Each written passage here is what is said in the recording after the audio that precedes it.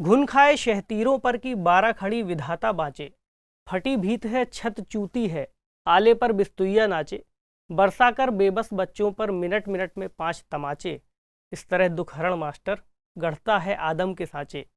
तो बाबा नागार्जुन की ये जो कविता है, कुछ पंक्तियां हैं उसकी, जो हमारे देश के अंतर्गत मौजूद शिक्षा व्यवस्था को एक आयाम में दर्शाती है।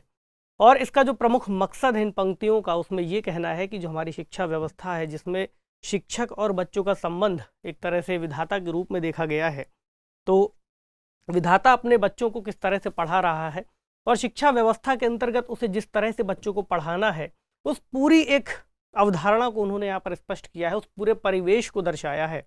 तो आज के इस टॉपिक में हम यहाँ पर चर्चा करेंगे कि जो शिक्षा व्यवस्था है हमारे देश के अंतर्गत कोविड-19 के बाद उसमें किस तरह से फर्क पड़ा है, और साथ ही जो बच्चों को सीखने के लिए जो बुनियादी स्तर पर शिक्षा व्यवस्था है खासकर, उस पर क्या फर्क पड़ा है, इसको डिस्कस करेंगे। तो इसकी वजह से वर्ल्ड बैंक ने भी कुछ बातें कही थी और सरकार ने भी कुछ योजनाएं लागू की है, तो उनके बारे में जानना बहुत जरूरी है। जो टॉपिक है वह है कोविड-19 ने बढ़ाई लर्निंग पॉवर्टी, विश्व बैंक ने ऐसा कहा है। तो लर्निंग पॉवर्टी एक शब्द का भी जिक्र आएगा इस पूरे टॉपिक के दौरान, इसको हम समझेंगे क्या है और कैसे ये लर्निंग पॉवर्टी शिक्षा व्यवस्था के अंतर्गत जुड़ती है, शिक्षा व्यवस्था कैसे इससे प्रभावित हो रही है। तो न्यूज़ की अभी हम चर्चा करेंगे और जानेंगे कि लर्निंग पॉवर्टी क्या है, इस लर्निंग पॉवर्टी के तहत भारत की क्या स्थिति है, साथ ही इस पॉवर्टी का प्रभाव क्या पड़ता है, सरकार ने इस दिशा में क्या प्रयास किए हैं, क्या चुनौतियां हैं, क्या किया जा सकता है। और एक सवाल जिसे आप मेंस के स्तर पर लिखने का अभ्यास करेंगे, प्रीलिम्स का भी एक सवाल हम शामिल कर लेंगे। तो चूंकि किस स्तर तक की शिक्षा व्यवस्था को यहाँ पर शामिल किया गया है, इस पर अभी हम बात करेंगे। ये जो विषय है जीएस पेपर 2 और जीएस पेपर 3 दोनों से जोड़ सकते हैं हम। जीएस पेपर 3 के अंतर्गत आर्थिक विकास से जुड़ सकता है, सतत विकास के खंडों से जुड़ेगा, और जीएस पेपर 2 के अंतर्गत सामाजिक न्याय से जोड़ सकते हैं। तो चूंकि सामाजिक रूप से बच्चों का विकास सीधे सीधे इससे जुड़ता है, इसलिए जुड़ेगा। जो न्यूज़ आई थी वो क्या आई थी, Covid pandemic may have increased learning poverty, help children adjust first. तो कैसे हम कोविड-19 के बाद जो प्रभाव पड़ा है, एक लर्निंग पॉवर्टी शब्द का इस्तेमाल किया गया है और कैसे हम इससे निकल सकते हैं, इस पर जिक्र किया गया है इस खबर में।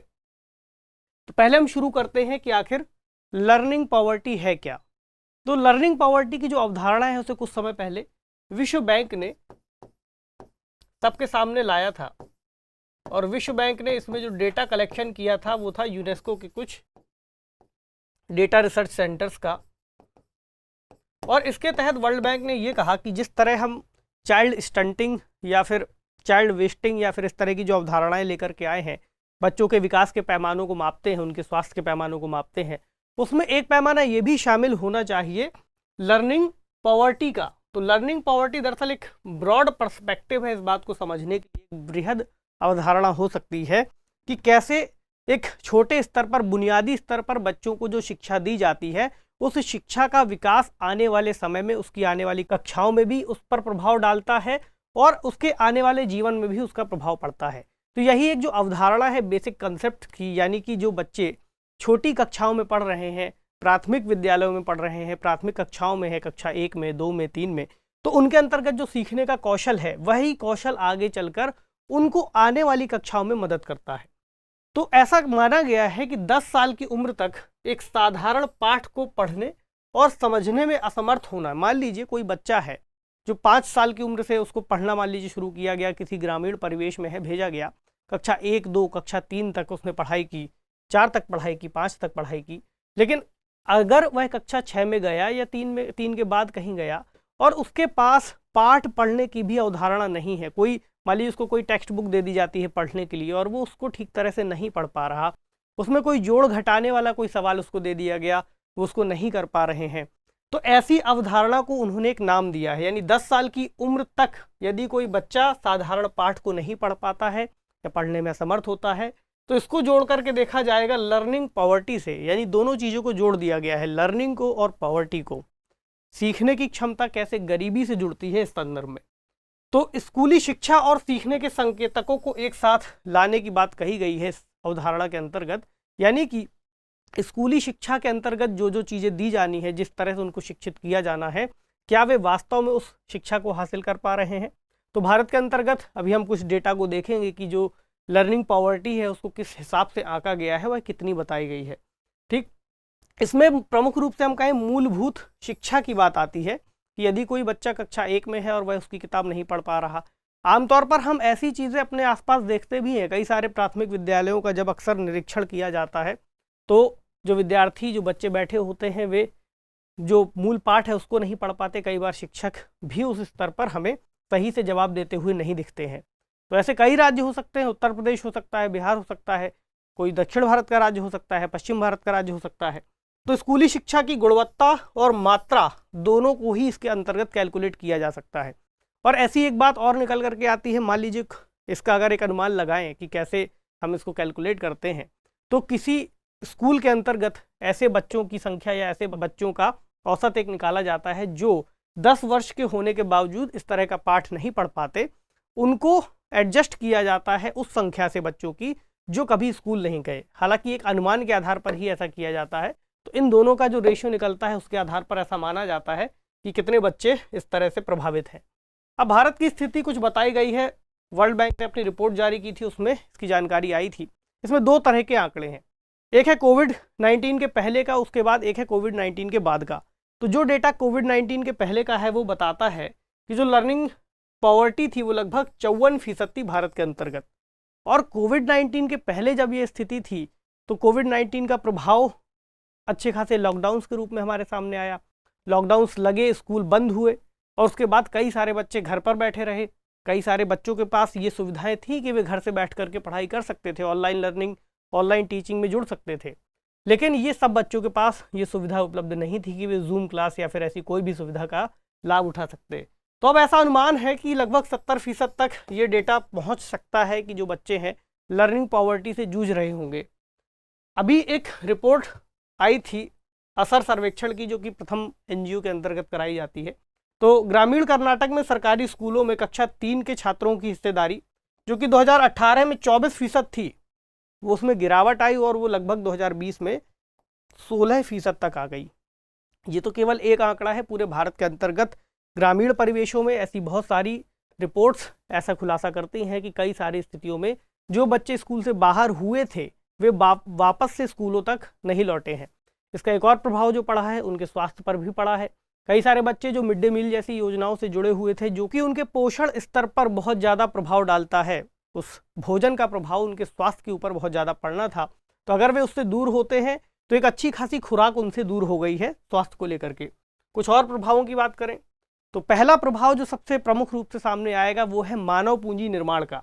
यानी कि जो बच्चे छोटे कक्षाओं में जो सीखने का हुनर है, जो सीखने का कौशल है, यदि वे उसे प्राप्त नहीं कर पाते हैं तो आने वाली कक्षाओं में वे बेसिक अवधारणाओं को ठीक से पहले ही नहीं समझ पा रहे हैं।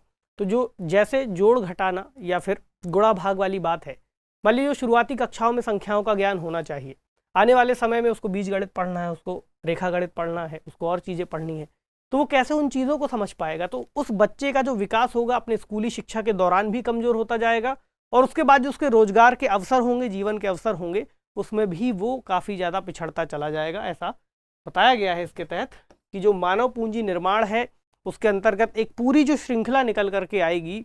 एक अगर हम कोविड-19 के बाद के 2 सालों की ही बात करें तो इन 2 से 3 सालों के अंतर्गत जो बच्चे निकल करके आएंगे जिन्होंने अपने स्कूल के 2 साल बर्बाद कर दिए या फिर एक तरह से उनके 2 साल बर्बाद हो गए, घर पर बैठ करके वो उतनी ज्ञानवर्धक शिक्षा नहीं ले सके, कई सारे बच्चे स्कूलों के खुल जाने के बाद भी नहीं जा सके, तो उनके इन 2 सालों का प्रभाव भी उनके जीवन पर पड़ सकता है। दूसरा है उत्पादकता को लेकर के कि उनकी प्रोडक्टिविटी पर प्रभाव पड़ेगा। तीसरा उनकी आय, जो एक सामान्य रूप से यदि उनको बेहतर शिक्षा उपलब्ध हो पाती, मिल पाती, तो वो उससे कहीं ज़्यादा आय अर्जित कर सकते थे जितनी वे इस गिरावट के बाद कर पा रहे होंगे। तो जो हमारे प्रयास हैं गरीबी को कम करना, उस पर भी इसका प्रभाव पड़ेगा। साथ ही जो सतत विकास के लक्ष्य हैं शिक्षा को लेकर के या फिर अन्य तरह के, उन पर भी इसका प्रभाव पड़ेगा।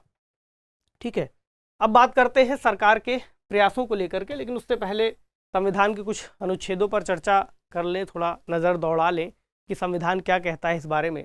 तो संविधान का अनुच्छेद 39(4) राज्य के नीति निदेशक तत्व, जिसके अंतर्गत 39(4) और 45 आते हैं। तो इसमें कहा गया है कि बालकों को स्वतंत्र और गरिमामय वातावरण में स्वस्थ विकास के अवसर और सुविधाएं दी जाएं और बालकों को अल्प वय व्यक्तियों की शोषण से तथा नैतिक और आर्थिक परित्याग से रक्षा की जाए।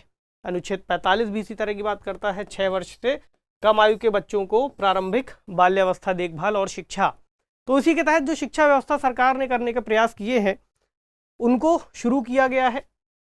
और अब जो व्यवस्था अभी हम देख पा रहे हैं, जो रिसर्च हमारे सामने आई है कोविड-19 के बाद के प्रभावों की, खासकर छोटे बच्चों में प्राथमिक स्तर पर जो बच्चे हैं उनको लर्निंग एबिलिटीज़ नहीं है, वो छोटे छोटे स्तर पर जो छोटे पाठ हैं या फिर संख्या ज्ञान है वो उनको नहीं है। ऐसे में सरकार ने क्या किया है, नई शिक्षा नीति के बाद एक योजना को शुरू करने का प्रयास किया है मिशन मोड में। नीति निर्माताओं ने इस बात को जब समझा कि हमें ऐसी बहुत ज़्यादा आवश्यकता है मिशन मोड में इस चीज़ को शुरू करने की, तो निपुण भारत अभी आपने सुना होगा, निपुण भारत अभियान NIPUN, इसका मतलब है national initiative for proficiency in reading with understanding and numeracy.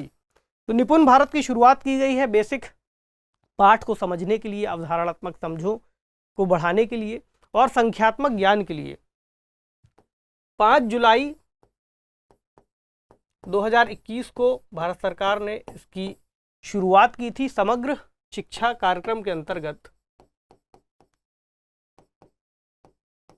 जो कि भारत सरकार का एक केंद्र प्रायोजित स्कीम है, हम इसको कह सकते हैं। इसके अंतर्गत निपुण भारत की शुरुआत की गई। तो निपुण भारत दरअसल क्लास 1, 2 और 3 तक के बच्चों को ही टारगेट करता है प्रमुख रूप से, और प्रयास किया गया है कि इसके अंतर्गत जो शिक्षक हैं, जो बच्चे हैं, उनको बेसिक अवधारणाओं को और बेहतर तरीके से समझाया जाए। ऐसी भी बातें कही गई हैं कि अभी के समय जो बच्चे स्कूलों में लौट रहे हैं, वे स्कूलों में लौटने के बाद उनको सीधे सीधे अगली क्लास का जो नोटबुक है वो ना पकड़ाई जाए, और उनको इस तरह का प्रयास करके जोड़ा जाए कि जो पिछली कक्षा में उनसे छूट गया है उसको कैसे एक बहुत ही आसान भाषा में, आसान शब्दों में, कम समय के अंतर्गत उनको समझा दिया जाए।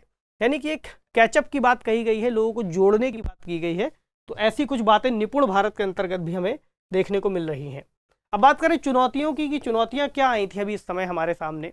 तो पहली बात ये थी कि जब कोविड-19 का दौर आया तो उसके बाद परिवारों की आय में काफ़ी ज़्यादा गिरावट आई। तो कई सारे बच्चे जो निजी स्कूलों में पढ़ रहे थे, तो निजी स्कूलों से उनको निकाल लिया गया और निजी स्कूलों से उनकी संख्या में गिरावट आई। और साथ ही हमने देखा कि सरकारी स्कूलों में जो आंकड़ा था वो काफ़ी ज़्यादा बढ़ गया। यानी वो जो बच्चे निजी स्कूलों में पढ़ रहे थे, माता पिता की आय गिरने की वजह से उनको मजबूरी में सरकारी स्कूलों में भेजना शुरू किया गया। तो सरकारी स्कूलों पर एक तरह से दबाव बढ़ रहा है। कई सारे निजी स्कूल बंद हो गए हैं, आर्थिक उनकी तंगी की वजह से उनको कई सारे स्कूल जो इस तरह की सुविधाएं नहीं दे सकते थे, उनको फीस भी नहीं मिलनी थी, तो फीस ना मिलने की वजह से सस्टेन आगे नहीं कर पा रहे थे। इसके अलावा एक और जो चुनौती है वो है शिक्षा की गुणवत्ता, यानी कि जो शिक्षा की सुविधाएं उनको निजी स्कूलों में मिल रही थी, अब अगर वे सरकारी स्कूलों में जाते हैं तो ये जिम्मेदारी अब और ज़्यादा बढ़ जाती है कि हम सरकारी स्कूलों की सुविधाएं, साथ ही शिक्षा की गुणवत्ता और वहाँ की अवसंरचना को और बेहतर कर सकें, ताकि जो लोग यहाँ से निकल करके आए हैं वे और ठीक तरीके से शिक्षा को पा सकें। तो चुनौतियों के बाद एक सवाल ले लेते हैं जो कि प्रीलिम्स के स्तर पर आपसे पूछा जा सकता है एक अभ्यास के तौर पर। सवाल है, निम्नलिखित कथनों पर विचार कीजिए। निपुण भारत योजना की शुरुआत 5 जुलाई 2020 को की गई थी। दूसरा कथन, इसका उद्देश्य प्राथमिक शिक्षा के तहत बच्चों के आधारभूत ज्ञान और संख्यात्मक कौशल को बढ़ाना है। आपको बताना है कि उपर्युक्त में से कौन सा या कौन से कथन सही है, सही है, केवल एक, केवल दो, एक और दो, दोनों, या फिर ना तो एक और ना ही दो। गेस करिए जल्दी से कमेंट सेक्शन में, इसका जवाब दीजिए। बाकी मैं आपको इसका जवाब बता देता हूं कि इसका जो सही जवाब है ऑप्शन बी है, क्योंकि यहाँ पर 2020 ना होकर के 2021 है। ठीक, तो चलिए अब बढ़ते हैं आगे, देखते हैं आगे की राह क्या हो। सबसे पहली बात तो यही है कि कोविड-19 के बाद जिस तरह से स्कूल्स अब खुल रहे हैं उसमें उन्हें और ठीक तरीके से सभी स्कूल खुल जाएं। तो स्कूलों का खुलना एक बड़ा आसान कदम हो सकता है, आसान रास्ता हो सकता है शिक्षा के लिए। उसके बाद स्कूल जब खुल जाएंगे तो बच्चों की स्कूलों तक पहुंच सुनिश्चित करना एक अभियान के रूप में शुरू करना बहुत ज़रूरी होगा। एक नामांकन अभियान चलाना होगा कि जो बच्चे स्कूलों से बाहर हो गए हैं, ड्रॉप आउट हो गए हैं, कैसे उनको वापस से स्कूलों से जोड़ा जाए। इसके अलावा हमें स्कूलों में उन्हें लाने के बाद कुछ बुनियादी बातों पर प्राथमिकता देनी चाहिए, बुनियादी शिक्षा पर प्राथमिकता देनी चाहिए। अभी जैसा कि हमने जिक्र किया भी कि अगली क्लास में आते ही उनको इस बात का उन पर दबाव ना डाला जाए कि अगली क्लास की जो आने वाली परीक्षा है या फिर परीक्षा पुस्तकें हैं उनको भी ठीक तरह से रट लें, क्योंकि जब तक पिछले क्लास में जो भी पढ़ाया गया है जब वही उनको ठीक तरह से नहीं आएगा तो अगली क्लास का पढ़ाया जाना उनके लिए बहुत ज़्यादा लाभदायक नहीं होगा। ऐसे में कैचअप लर्निंग को बढ़ाना एक बेहतर कदम हो सकता है कि कैसे वो जल्दी से जल्दी उन चीज़ों को सीख सकें। इसके अलावा बच्चों और शिक्षकों दोनों को भावनात्मक समर्थन दिए जाने की ज़रूरत है। खासकर शिक्षकों और बच्चों के बीच में एक ऐसे तालमेल को बनाने की ज़रूरत है जिससे बच्चों को वहाँ पर जाकर, स्कूलों में जाकर पढ़ने में और ज़्यादा रुचि पैदा हो, उन्हें और ज़्यादा रोचकता लगे। वही बात हुई कि जो शुरुआत में हमने कुछ पंक्तियों में जिक्र किया था कि शिक्षक जो है बच्चों को मार मार करके पढ़ा रहे हैं, तो ऐसी जो व्यवस्था होगी तो ऐसे में बच्चों को स्कूल जाना कतई पसंद नहीं आएगा, आपको या मुझे भी नहीं आता। तो ऐसे में उन बच्चों को वहाँ तक जोड़ना रोचक प्रसंगों के जरिए या फिर रोचक उदाहरणों के साथ पढ़ाई को उन तक पहुँचाया जाना बहुत ज़रूरी है। इसके अलावा सरकारी स्कूलों में शिक्षा की गुणवत्ता को बेहतर करना, और ऐसी भी डिमांड आई थी कि शिक्षा का बजट बेहतर किया जाए, तो वो भी एक विकल्प हो सकता है कि बजट आवंटन के अंतर्गत सरकार इन चीज़ों पर ध्यान दे। हालांकि अगर शिक्षा का बजट जितना है उतना ही है, फिर भी हमको ध्यान देना होगा कि हम कैसे उत्पादकता को बढ़ा सके या फिर एफिशिएंसी को बढ़ा सके। जितने रिसोर्सेस हैं उनका ही बेहतर तरीके से हम प्रबंधन करके बेहतर आउटपुट प्राप्त कर सकें। इसके अलावा जो डिजिटल शिक्षा की बात आती है वो भी बहुत आवश्यक होगी एक ऐसे समय में जब हमने महामारी के बाद कई सारी चीज़ों को सीखा है, इन बातों को समझा है कि कैसे हम डिजिटल तकनीक का उपयोग करके भी एक रास्ते में आई हुई बाधा के अंतर्गत एक पुल बना करके कार्य कर सकते हैं, शिक्षा को तब भी जारी रख सकते हैं। हालांकि डिजिटल शिक्षा कहीं भी पूरी तरह से इस एक शिक्षक और स्टूडेंट के संवाद को उसको पूरा नहीं कर सकती, लेकिन फिर भी एक मदद के रूप में कार्य कर सकती है और डिजिटल शिक्षा या डिजिटल तकनीक को इससे जोड़ा जाना बहुत ही ज़्यादा आवश्यक होगा। ठीक, तो इसको आप इस तरह से लिख सकते हैं। चलिए अब सवाल की बात करें।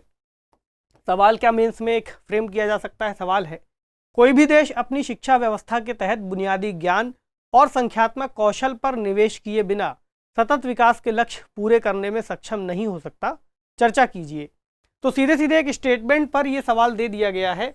अब चूंकि आज के डिस्कशन के आधार पर हम इस बात को समझ सकते हैं कि ये सवाल किस हिसाब से फ्रेम किया गया होगा। इसमें विश्व बैंक की जिस रिपोर्ट की चर्चा है उसकी भी बात आप कर सकते हैं, साथ ही जो उन्होंने एक टर्म दिया है उसको भी आप बता सकते हैं कि कैसे हम इन दोनों चीज़ों को जोड़ करके देख सकते हैं। अब बात आती है सतत विकास के लक्ष्यों की। तो सतत विकास के कौन कौन से लक्ष्य इसमें जोड़ सकते हैं, इसको भी इंगित करना, यहाँ पर उत्तर में मेंशन करना बहुत ज़रूरी है। वैसे तो शिक्षा के अंतर्गत हम समझ सकते हैं कि सभी सतत विकास लक्ष्य शामिल हो जाएंगे, लेकिन प्रमुख रूप से हम कुछ की बात कर सकते हैं, जैसे नो पॉवर्टी की, ज़ीरो हंगर की, गुड हेल्थ एंड वेलबींग की, क्वालिटी एजुकेशन की, जेंडर इक्वालिटी की, decent work and economic growth की। इधर पर आ जाए तो रिड्यूस इनइक्वालिटी की। हालांकि शिक्षा होगी तो इन सभी गोल्स पर हम बेहतर कार्य कर पाएंगे। जब हमें चीज़ों की समझ होगी तभी हम आगे पढ़ सकेंगे। तो इस आधार पर इस पूरे उत्तर को आपको लिखने का प्रयास करना है। आज के सेशन को हम इसी के साथ विराम देते हैं। आपसे मिलेंगे अगले सेशन में कुछ अन्य महत्वपूर्ण खबरों और उससे संबंधित कोई टॉपिक के साथ। तब तक पढ़ते रहिए, ख्याल रखिए, शुक्रिया।